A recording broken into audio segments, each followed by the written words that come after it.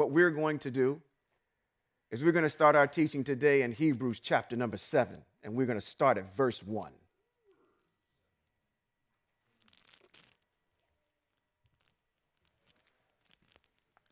When I said Hebrews chapter 7, everybody should have been like, oh boy. Oh my gosh.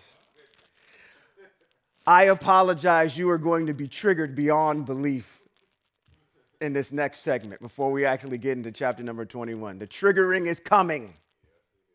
Okay?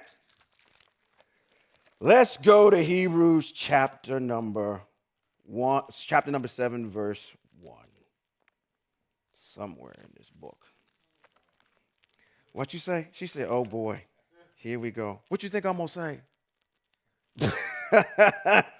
Moray Holman, what you think I'm going to say while I'm trying to turn there? You don't know. You don't know. Come on now. Y'all been in the Hebrews chapter 7 before?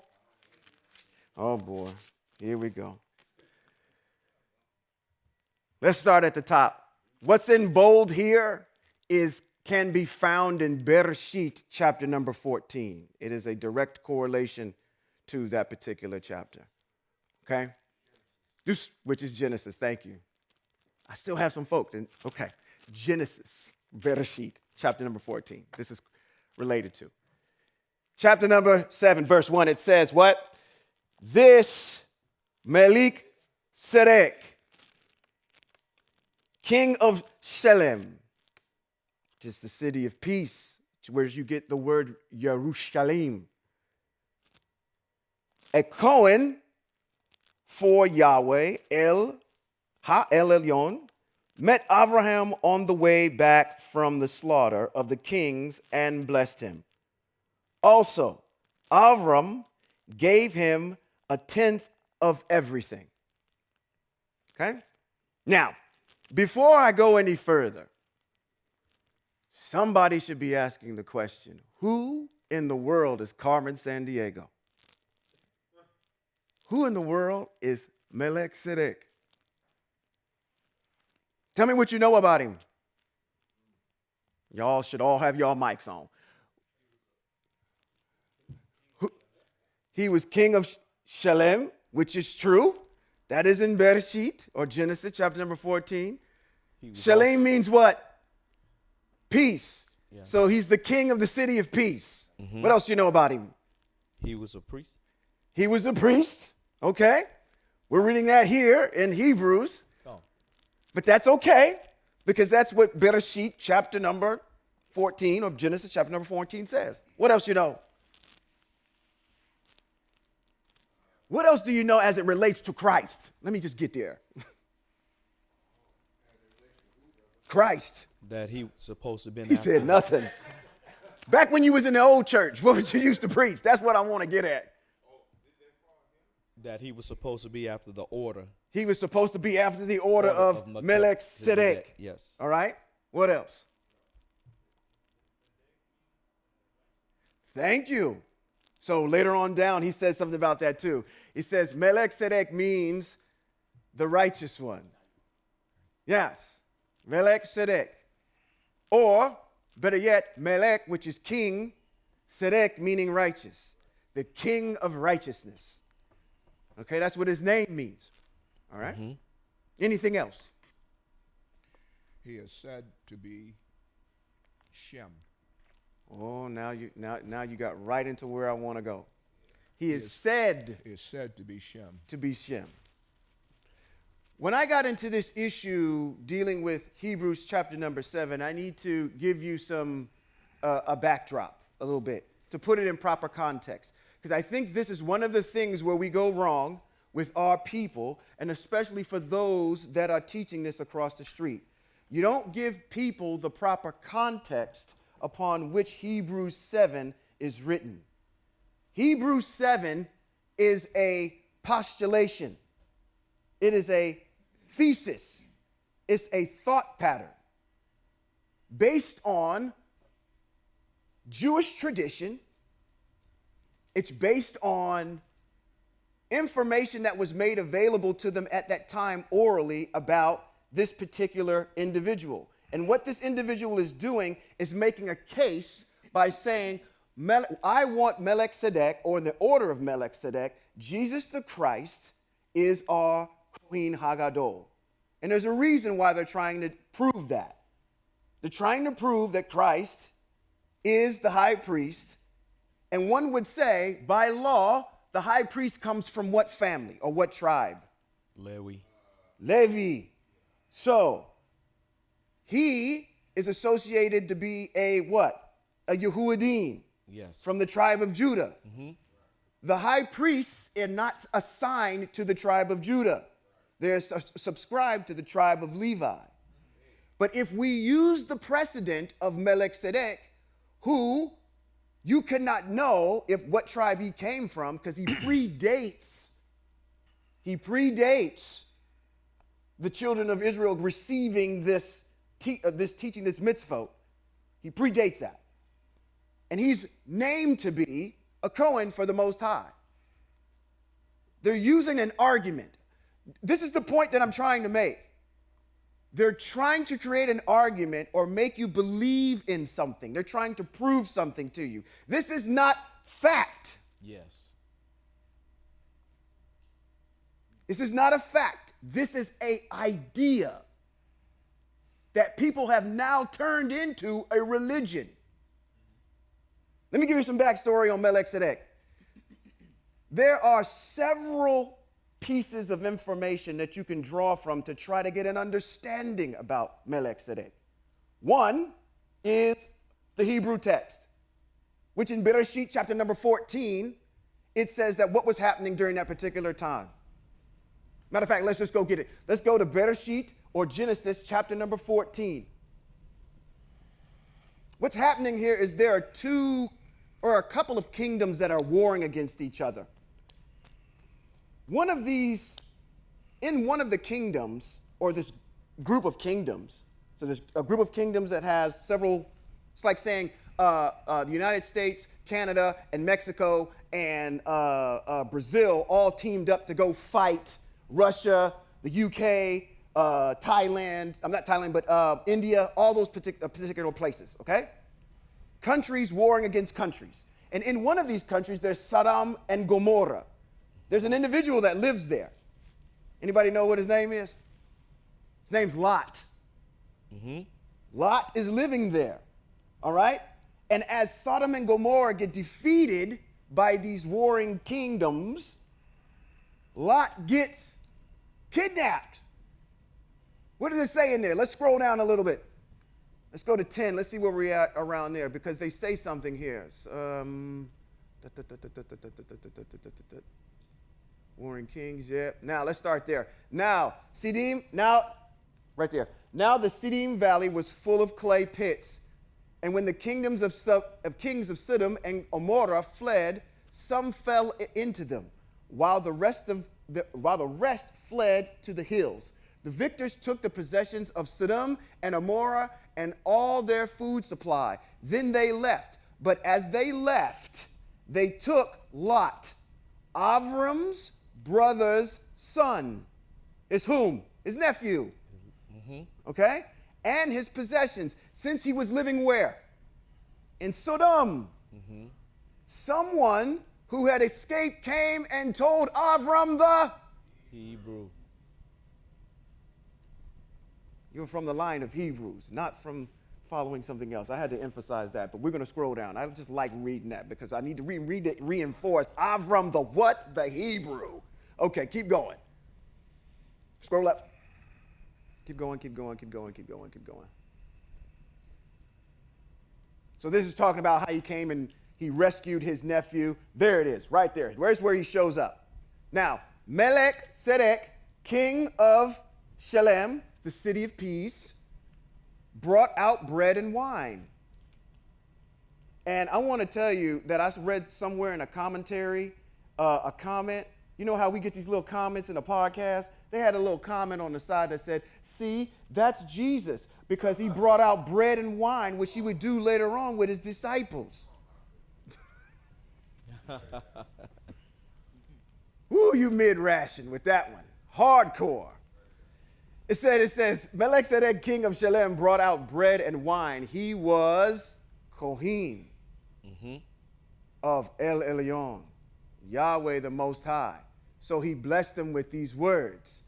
Blessed be Avram, the El, by El Elyon, maker of the heavens and earth. The same thing we say all the time. And blessed be El Elyon, scroll up for me, please, who handed your enemies over to you. And that's all it says. So from the Hebrew text here, we can see that he's the king of the city of peace. His name means king of righteousness, right? He comes out and does what? He blesses Avram. And that's all we know about this man. Yes. Okay? That's in text. There's nothing else there. Also, we know that he's a Cohen after the Most High. What do Cohen do? Serve in the temple. Serve in the temple. What else do Cohen do?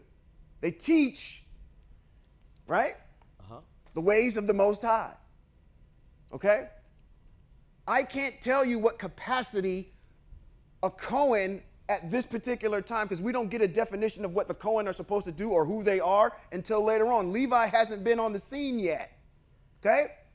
So what this actually entails in specificity, we can't emphatically know. But we know that at least he taught the ways of the Most High. Whatever was available to him, what he knew about the Most High, he taught that. And he tells you a little bit about that there. He says, creator of what? The heavens and the earth. He knows who he has a relationship with the Most High. That's what we know. Okay? That's all we know.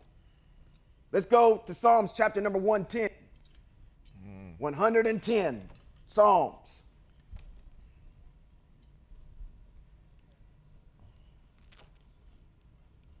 He's going to show up again in Psalms.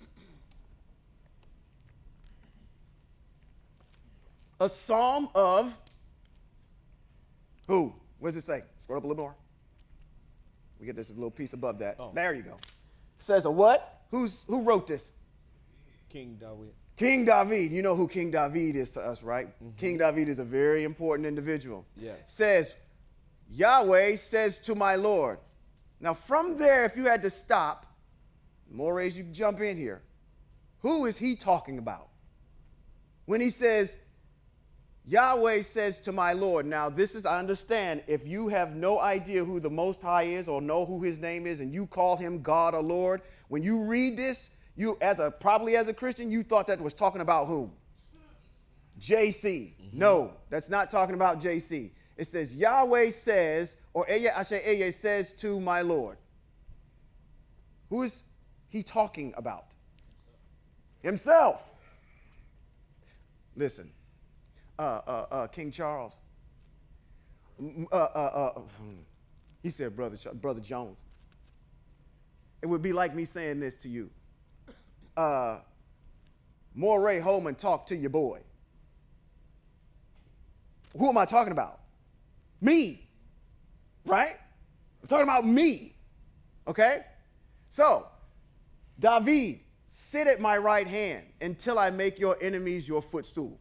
Yahweh will send what? Your powerful scepter out from Zion. This is when David is on the run. He's reflecting on when he was out in the wilderness. He's out on a run. He has to survive out there on his own. He's conquering other kingdoms that are coming against. He's got to defend Hebrew Israel. He's got all these issues that are going on. And that's what he really was reflecting on. That's how the Most High kept him. But he says here, it says, out from Zion so that you will rule over your enemies around you. That sounds like Hebrew Israel? Yes. On the day your forces mobilize, your people willingly offer themselves in set-apart splendor from the womb of the dawn. The dew of your youth is yours. Yahweh has sworn it, and he will never retract it. You are a Cohen forever, to be compared, not that he is, to be compared to Malek Sadek. Again, what do we know about Malek Sadek? He's not from the order of the tribe of Levi, but he's also called a Cohen. So he's a teacher of the Most High. In his ways that, okay. Are we on good ground? Okay, all right. says, you are going forever to be compared to Malek Sadek. Yahweh at your right hand will shatter kings on the day of his anger. He will pass judgment among the nations, filling it with dead bodies. He will shatter heads throughout an extensive territory. He will drink from the streams as he goes on his way. Therefore, he will hold his head high. Hallelujah. Talking about King David and his ability to be a conqueror in this particular text. Okay, so we've got Malek Sadek, the story of him in Bereshit, or Genesis chapter number 14, and we got it in Psalms 110, where David is being compared to the righteousness, the righteous king. That's why he's called Malek Sadek. David is what? He's a righteous king in the order of Malek Sadek. All right? We're making the connection between the two kings. Now, what we also know, and I'm framing this, and I'm going to go back to the 7 here. This is what we know. This is Hebraically. Now, Mamore said something earlier. You can find Malek Sadek in some other readings. The first place you can find Malek Sadek is going to be in, I think it's called 11Q Malek Sadek. It's the Q stands for Qumran. What that means is when they were finding the Dead Sea Scrolls, there's a cave called 11Q Malek Sadek where they found information on Malek Sadek, or supposed information on Malek Sadek. In that document, it says that Malek Sadek is an individual, right? An individual that during the Jubilee years, we have Jubilee years, right? Every 7th year, the land is supposed to rest. Every Yovel year, it's supposed to rest on that 50th year, right? Okay. It says in the last Jubilee year, Malek Sadek is going to descend down from the heaven and help the Hebrew people on Yom Kippur, making to the connection to say, okay, Malek Sadek is the high priest, and what does the high priest do on Yom Kippur? He goes behind the veil and makes atonement for Hebrew Israel. So he's going to come out of heaven, the Hashemayim, come down, and then what he's going to do on Yom Kippur, he's going to lead the people of light, that's what it says, the men of light, into a redemption for the Most High. That's what it says about Malek Sadek in the Dead Sea Scroll. It can't happen. So why are you already teaching me where I'm getting ready to go? That cannot happen. So there's problems with that document. What else is written about Malek Sadek? Malek Sadek also winds up in the book of Enoch. He winds up in Enoch 2, where in Enoch 2 it gets even weirder. It says in Enoch that Malek Sadek has a mother named Shophanim. I think that's what her name is. And then Malek Sadek's father's name is Ner. Ner is the brother of Noach. Now, they have Ner and Shohanim, I think that's what her name is again, are married, but she's barren. And all of a sudden, she gets pregnant with no sexual relations. Got to throw that out all the way too, because the only way a woman gets pregnant is by a man. Okay? So out of the blue, she gets pregnant and no sexual activity has happened. As she's giving birth, she dies. The baby inside is supposedly dead too. The husband comes back and finds a full-grown child sitting there, and its name is Malek Sadek.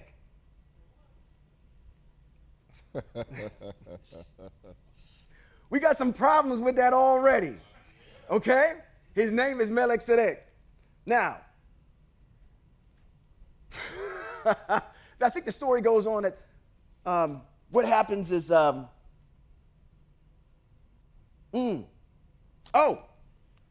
what happens is this. I forgot this piece in this part here. I think it's in this book of Enoch. Later on, the archangel Gabriel takes this child to heaven so the child won't be in the flood. Brings the child back down to teach the ways of the Most High and the righteousness of the Most High. That's the version of the book of Enoch. There's some things in the book of Enoch that I'm going to tell you right now, and that's one of them. I'm going to have to question real hard to see whether or not that's even true or not. Obviously, I got issues with it already. Birthing a child with no intercourse, and then going on to say that this child came out of a dead body, and now it is supposed to be the righteous. I got to question some things Hebraically against that. Okay? That's another place where it's written about Malek Sadek. Two other places. Actually, three, and we're going to go to the third, which is in the New Testament. Two other places is written about Malek Sadek, which are more conservative, from the Jewish historian Philo. Philo is a contemporary of Christ. He's alive during Christ, and he's writing about these things from a Jewish traditional standpoint to say, who is Malek Sadek? He goes mainly towards Bereshit, or Genesis chapter number 14. The only thing that he kind of adds in there is that Malek Sadek is self-taught. There's nothing that he's learning from the Most High. He comes to end this by some type of just personal inner work that he's doing and receives enlightenment from it. One last piece is from the Jewish historian Josephus, who comes after the period of Christ. Josephus writes kind of the same thing, but he doesn't say that he's self-taught. He says that he's self-taught. But Josephus says he's the person that established or created the kingdom of Shalem, and he's the first person in history to actually build a temple to the Most High. That's what Josephus says. What is my point in bringing up all this stuff? I haven't got there yet. Woo, he's coming up. Josephus. It's a commentary. Philo, commentary. The book of Enoch is a Jewish midrash. A Jewish midrash is saying, I have certain things that are true, and then I'm going to go ahead and fill in the blanks. And it's going to take some creativity to fill in those blanks. It would be like me saying this. This is me talking. That's not over there. This is me talking. That's a midrash. That's what has produced the book of Enoch. Now, again, there are things that are in the book of Enoch that I totally agree with. And there's some things that I totally disagree with. Can I say the same thing about this? There are things in here that I totally agree with. There's some things in here I totally despise. Okay? Like the one we're getting ready to get into. Thank you. All right? They're all opinions, ones that we have to throw out. The facts are nobody knows who this guy is. That's a fact. Other than the fact that you know his name is Malek Sadek, he's a Kohanim for the Most High, which means that he taught the ways of the Most High, and that he was the king of Shalem. That's all you know. Standing on text.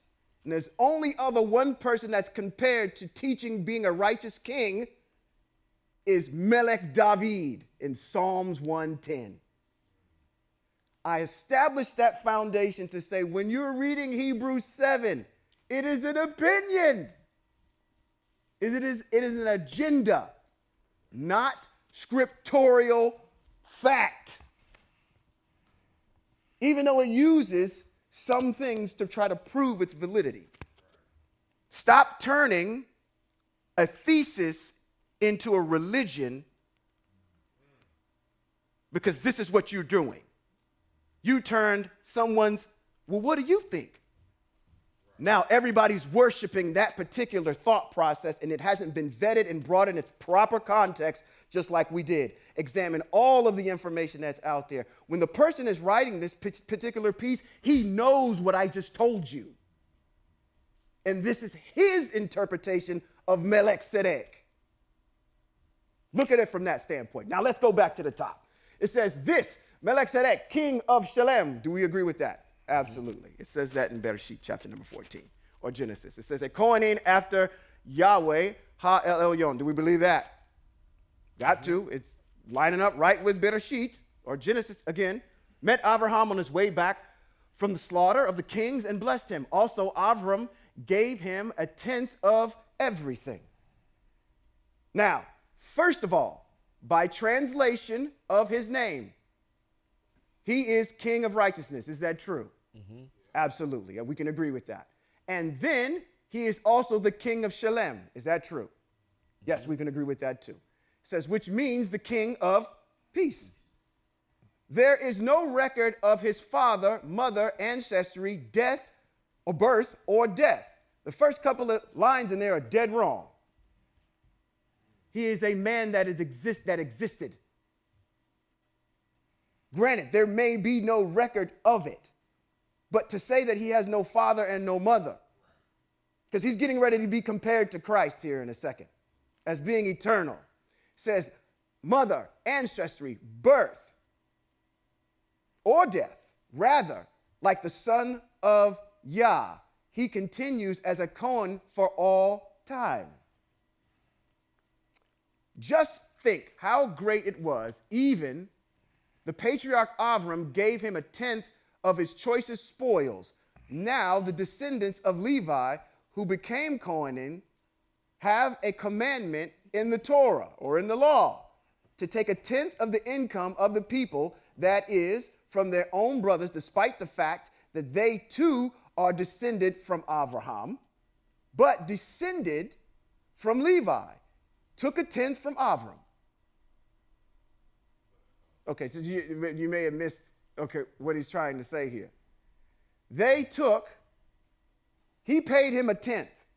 Abraham paid Malek Sadek a tenth because of an issue that's getting ready to come up, which is Levi's seed was still in Avram, and the Most High knew that later on down the road, Levi would be given a tenth. So he's trying to draw in the argument of giving a tenth to the Levitical tribe here in this particular argument. Told you we're going to get a little nerdy today. Also, he blessed Avram, the man who received Yah's promises, and it is beyond all dispute that the one who blesses has higher status than the one who receives the blessing. Moreover, in the case of the Kohanim, the tenth is received by men who die, while in this case of Malek Sadek, it receives by someone who is testified to be still alive. Oh, wait, okay, come on. I hear your gears turning. Yeah. Come on. I was just a little confused. I didn't see why they say a tenth was received by the man who died. Is that what we just read? That's right. So the tenth from the people come to the Levites. Those are men who die. The Levites will die because they're regular old men. Right. But he's trying to say here, in this particular instance, what? The tenth was paid to Malek Sadek, and he is someone who's testified, well, to still be alive because he said he's a Cohen forever. Is that not what it says? Am I reading that wrong? Yeah. I got y'all confused. They're trying to say, what's your point? Come on, get to your point. You're boring me. One might even go further to say that Levi, who himself receives a tenth, paid a tenth through Abraham, insomuch as he is still an ancestor of Abraham's body when Malek Sadek met him. Now, again, this is an argument. This is not scripture. This is an argument that he's making. Can you buy that? No, you can't buy that. Why? Because it was appointed for every man to die. That's true. That's true too. But we don't have these mitzvot yet telling anything about Levi. So how in the world would he know that that's what he was doing? He's making an analogy here. It happens all the time. When folk are on stage tomorrow, they make analogies with stuff. You see how this particular situation happened? Now this is what's happening to you in present day time. I'm making an analogy between the two situations. Okay? It says, therefore, if it had been possible to reach the goal through the system of Kohanim derived from Levi, since it connected with it the people were given the Torah, what need would there be for another, different kind of Kohen, for one spoken of as to be compared with Malek Sadek? What is this saying here? Go back up. Therefore, if it had been possible to reach the goal through the system of Kohanim, he's questioning whether the system of Kohanim that the Most High has instantiated actually achieved its goal. If it had been possible to do it through Levi, since it connected with it, the people were given the Torah, what need would there be for another different kind of Kohen, the one spoken of as to be compared with Malek Sadek? He's saying, okay, it didn't achieve its goal. That's my undertone of what I'm saying. Now, we need to instantiate something different. And in basing that off of this particular issue, because I'm trying to sell you Christ. Okay? Christ is not from the tribe of Levi.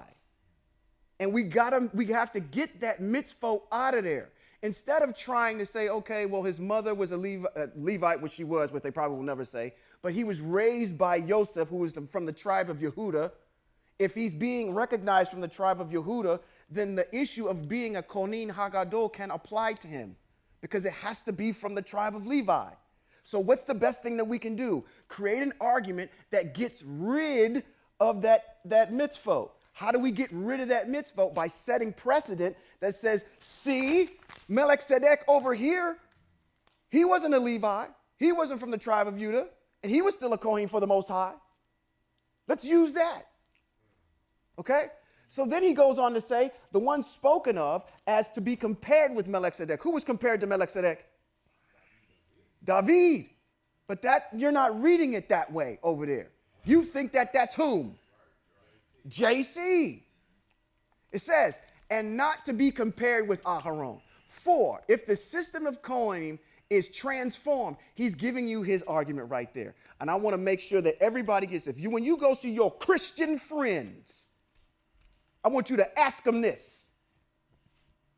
When you sit there and read that, it says, for if the system of Kohanim is transformed, I'm giving you my argument saying that it's time to change something of the Most High, because we have to transform it into something else. If it is transformed, there is a necessity occur a transformation of the Torah. What did you say when you came up here in Devarim or Deuteronomy chapter number what? 4? It says, don't what? Add to or take away from. Right here. For if the system of Kohanim is transformed, there must of necessity, we have to occur a transformation of the Torah. When did the Most High ever give anybody the authority to change his word? Nobody.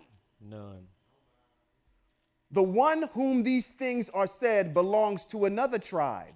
That's correct. He belongs to the tribe of Judah. Supposedly, which he don't, because his mama is a Levite. And she got pregnant by the Holy Spirit. So where in there is he from the tribe of Judah? Just because his daddy that's raising him is from the tribe of Judah? You got no Judah blood in you. Now, that's a whole nother thing in Matthew. That's that book I said that Christians need to just throw that out, just take that out the Gospels. He's just saying way too much. Just be quiet. It says the one about whom these things are said belongs to another tribe, from which no one knows that our Lord arose out of Yehuda. And Moshe said nothing about the tribe when he spoke about the Kohanim. Is that a correct statement? That is correct. He better not have said anything. That's exactly right. It said it becomes even clearer if a different kind of Kohanim.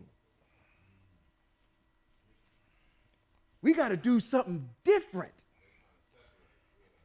One like Malek Sadek arises, who became a Kohanim not by virtue of the rule of Torah concerning physical descent, because they have to come from the tribe of Levi, but by virtue of the power of an indestructible life. He's rewriting the narrative. Let's not base it on Torah and the ways of the Most High. Let's base it on this other criteria called an indestructible life. For it is stated, you are a Kohanim forever. Who is he talking about? He's talking about, that's coming right out of Psalms 110. It says, you are a Kohen forever. Who's he talking about? David. To be compared to Malek Sadek. Both of them were kings. Both of them were righteous. Right? Mm-hmm. Thus, on the one hand, the early rule is set aside because of its weakness and inefficacy. Who knows what inefficacy is? Exactly what it's saying. It's really that definition right there. Something that's not able to achieve what its intended purpose was for. Okay? So you're telling me that the Creator, who has created all things and said that all things that he created and said was good and perfect, you're telling me that that Creator is weak? You're telling me that that Creator is weak and ineffective? You're telling me that that Creator is a liar? That what you're telling me? Is that what you're telling me here in Hebrews chapter 7 verse 18? You're telling me, for you Christians, that your God who created everything is ineffective and he is weak and he is a liar and what he has done has to be replaced. That's what you're telling me. That is exactly the argument that this individual was making here, and this is what Christians believe. And every Christian should be literally upset, angry, and mad at that. Right. But you're not. You're not. When it specifically says in your text, it calls out the Most High as being weak. This is the same God you get on your knees and roll around and pick a bale of cotton and swing from the rafters like Spider-Man every single weekend. The same one that you say that there is no failure in him. Here in Hebrews is telling you that there is failure in him. Now, who's correct? Right. 100%. 100%. Yes, Moray. To me, saying like, oh, like we had to like outthink the Most High. Right. You know what I mean? Like, oh, Most High, yeah, your plan's not working. Let us come with a plan that actually works. Yeah, exactly. What? Right, exactly. But again, agenda. Thought process to establish someone as a Messiah. And in order to do that, we have to get rid of case law upon which we substantiate everything. Because he will be questioned on this. He cannot be your Kohanim Hagadol. And we're going to get ready to get into why he can't. That is total blasphemy. And it's, listen, y'all just rattled off 3 mitzvot that broke. 4, Deuteronomy. 4, don't add to, don't take away. Blasphemy. What else? Also, he gave the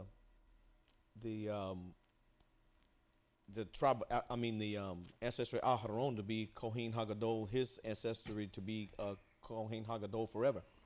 That's true. Now think about this argument. Had you have known that he was actually a Levite, you wouldn't even have had to have written this whole entire thing. You could have just went with the narrative and says, listen, his mama's a Levite. How do you know his mama's a Levite? Close relatives. Who's her close relative? John the Baptist's mama and daddy. They were cousins. And it says when she got pregnant, she went and saw her close relative who was a Levite. She is from the tribe of Levi. Okay? Which makes this demigod, I know they didn't like that in the chat this week, so I went back and looked up on Google what actually a demigod actually is, so we had it right. A demigod, by definition, go Google it for yourself. When a divinic host has an offspring with a mortal. Yep, that's what it is. I'm sorry you don't like him being called that, but that's what he is. Okay? At the end of the day. All right? So that's how we know all these types of things with this particular piece. Okay. I thought about that earlier, as I'm going through this, and I said, we got to attack this. Let's keep going. It says, on the one hand, it says, thus, on the one hand, the earlier rule is set aside because of its weakness and inefficacy. For the Torah did not bring anything to the goal.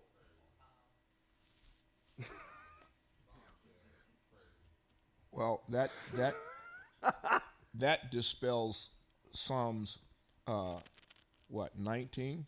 Psalms 19, that's out. That dispels Psalms 19 and 7. Let's go get it. Let's go read it. Psalms. If it didn't bring anything to go, Psalms 19 and 7 or 8 says the Torah of Yahweh is perfect, restoring the inner person. That brings us to a goal. The instructions of Yahweh is sure, making making wise the thoughtless. The precepts of Yahweh are right, rejoicing the heart. Uh-oh. Oh, come on. The mitzvot of Yahweh is pure. Enlightening the eyes. Mm-hmm. The fear of Yahweh is clean, enduring forever. The rulings of Yahweh are true. They are righteous altogether, more desirable than gold, than much fine gold, also sweeter than honey or drippings from the honeycomb. Through them your servant is warned. In obeying them there is a great reward. So what are you talking about in Hebrews? What are you talking about? Stop it. Exactly. Stop it. Stop the foolishness. It didn't bring anything to its goal. That's ridiculous. And the funny part about this is the name of the book that it's written to is Hebrews. Did you notice that? It's written to y'all. To you Hebrews. Let me tell you about this argument that I would like to make to y'all. That's like somebody having this argument, coming in here, sitting on this stage and saying this to you. Y'all will probably be like, you know what? Your time is up. Please. I can't believe half of the stuff you saying. Stop it. First, and then when you get here. And then it says, and on the other hand, a hope of something better is introduced, through which we are drawing near to Yahweh. I'm going to put it right in your face. We are changing this because the Most High ain't getting it done. Let me give you some. I don't know if this is the clearest argument I've ever seen for somebody trying to, okay, let's go on. It says, what is more, Yahweh swore an oath, for no oath was sworn in connection with those who became Kohanim now. But Yeshua became a Kohanim by the oath which God swore when he said to him, Yahweh has sworn. Again, where is this coming from? This is coming from Psalms 110, which is talking about whom? David. It says, Yahweh has sworn an oath and will not change his mind. You are a Kohanim forever. That's the you is where we get mixed up at. It ain't talking about Christ. It's talking about David. You're using precedent to try to prove an agenda. And you're not applying this text correctly. It says also, this shows how much better the New Testament or the New Covenant or the covenant of which Yeshua has become the grantor. Moreover, the present Kohanim are many in number because they are prevented by death from continuing in office. But because he lives forever, his position as Kohanim does not pass on to someone else.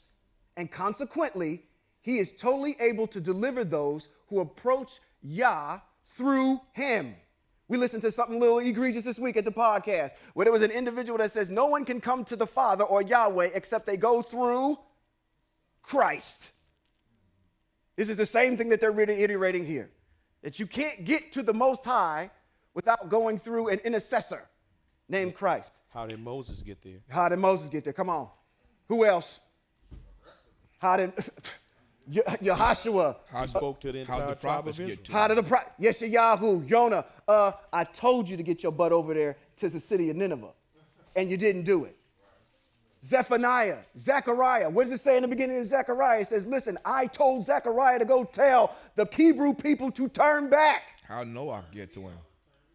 So where is this part in here where y'all saying that I got to go through a person named Christ in order to talk to the Most High? No, what's worse, I got to go through a demigod. I got to go through a demigod to do it. Okay? Because he said he spoke Stop to the Moses face to foolishness. Come face. on I ain't now. Just- see no JC in there nowhere. Stop it. Strip all that religion off and just read the thing for yourself. And Well, you you need can't- to have a basis because this is based on, again, arguments that are happening at that time. Remember what I told you? 11Q, Malek Sadek, Dead Sea Scroll, Enoch 2's out. What other one is out? He's a contemporary at this particular time. So you got these oral traditions that are coming from the Yehudim, all right? Philo is there. There's all these thoughts that are going on right now, and he's trying to consolidate it to sell his particular individual. You cannot read this text if you are not familiar with the foundation. Understood. You cannot understand the lies of what's going on through here if you're not familiar with the scriptures, which you don't read because they told you that they're old and ineffective and weak. So you're not reading weak stuff, you're reading stuff that's not even true, which Right. is worse than weak. Exactly. We got to get rid of that argument of the mitzvos first. Now it goes on and says, wait a minute, what is it? It says, and consequently, he is totally able to deliver those who approach Yahweh through him. Since he is alive forever and thus forever able to intercede on their behalf. This is the kind, wait a minute, look at this declaration right here. It says, this is the kind of Kohanim Hagadol that meets our needs. Yes. See how the narrative flips? We don't want the Most High and his ways. We want what we want. We want the Most High to We'll give us make what up we a character that fits our needs. Okay? Y'all, if y'all hadn't walked out already, if somebody was giving you this dissertation, you'd have been did it by now. It says, this is the kind of Kohanim Hagadol that meets our needs, set apart, without evil. Huh? Without stain. I can prove you several places where he has stain on him. Come on. Set apart from sinners. First, you got to believe in the dude first. You got to believe that this immaculate conception that happens in Matthew chapter 1, which isn't true. Because we know that that is related. They're trying to relate that over to what? To Yeshayahu chapter number what? Oh gosh, I'm rattling this off too fast. I'm boring y'all to death.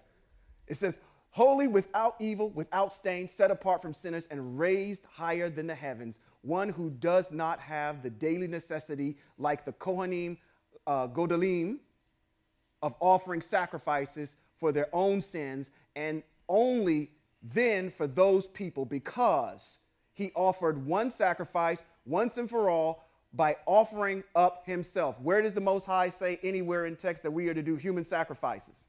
Nowhere. Nowhere. There is no text that talks about sacrificing people.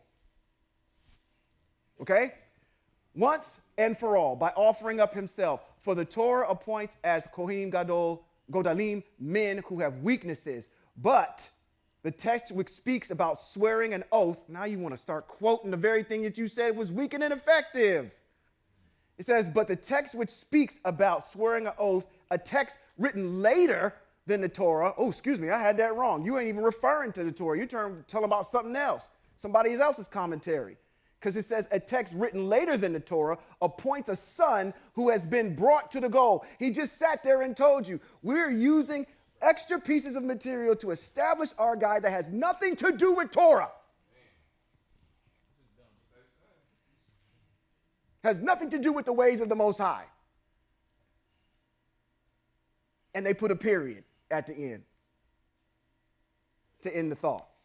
Now, presenting that argument to you, you Hebrews, will you believe in that? No. No. It's got too many holes in it already. But, again, my point, if you don't walk away with anything else, that is just a postulation and an idea that somebody had, that they put in a book, and now it has become a religion, a thought.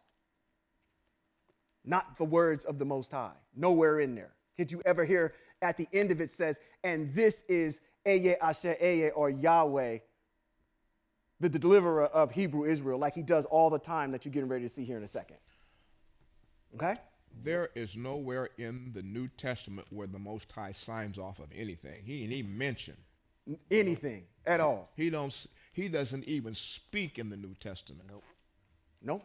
And the reason why he doesn't speak in it is because he is set apart, he is righteous, Can't lie. and he is completely ill. So he would not subject himself to something that is a lie. Nope. Well said.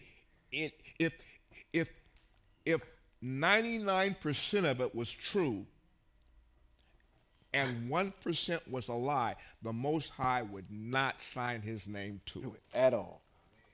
Come on, stop the foolishness. 100%.